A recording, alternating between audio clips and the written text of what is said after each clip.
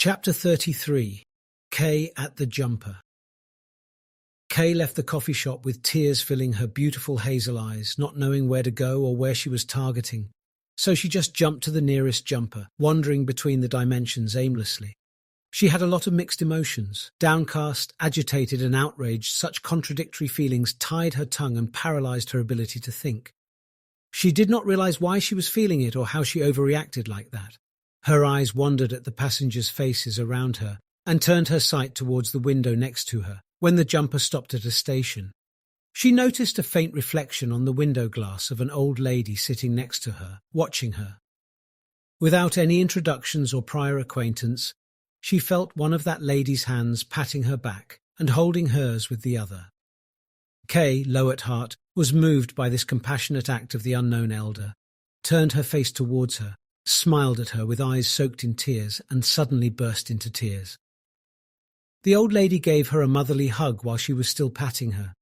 "Calm down, little girl, calm down," she said in her faint, trembling voice as she drew Kay closer, wrapping her arms around her weak, lean body to relieve her, which magically and efficiently worked out.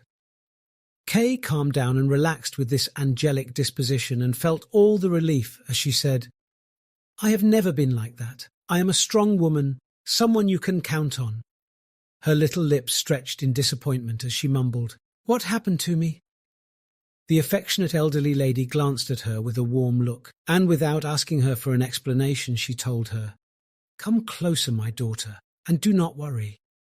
She reached out with her wrinkled hands again to hold Kay's soft hands and told her, "Everything will be all right. Believe me. Just have little faith in yourself, follow your heart, and do not let him go alone." Kay was enchanted by the lady's charming smile and angelic voice when she suddenly noticed that last remark and asked her with wonder, "Him? Who is he? Whom are you talking about?" The lady smiled more as she looked at her with her eyes hidden behind the aging wrinkles around them, then replied, "You know of whom I speak, my child." And before Kay could say anything, the old woman immediately continued, "Oh, here is my station. I have to go, and do not forget, sweetheart, follow your heart."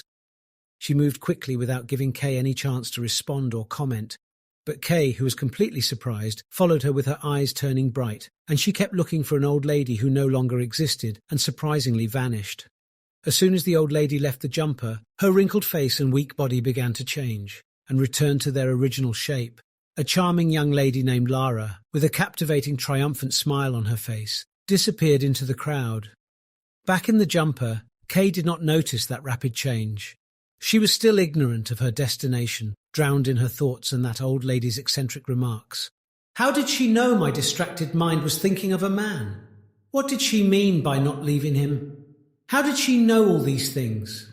She was deeply concerned with that lady and what she told her when her thoughts suddenly drifted away to the main issue, to that man to whom the old lady referred, recalling the last conversation she had with him before departing at the coffee shop and jumping. And without even noticing, she succumbed to her thoughts. "I never knew I loved him this much." Conceding the long-denied feeling she carried within, she fell apart at the idea of the no-return trip he was up to.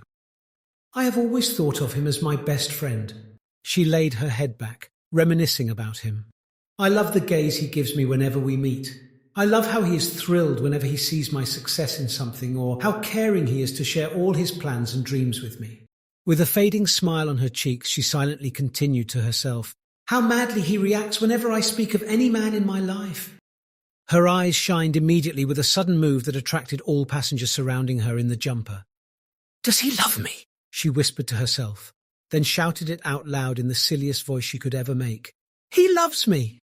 She turned around crazily, looking at the astonished commuter, searching her bag for her phone to make one call, a crucial call.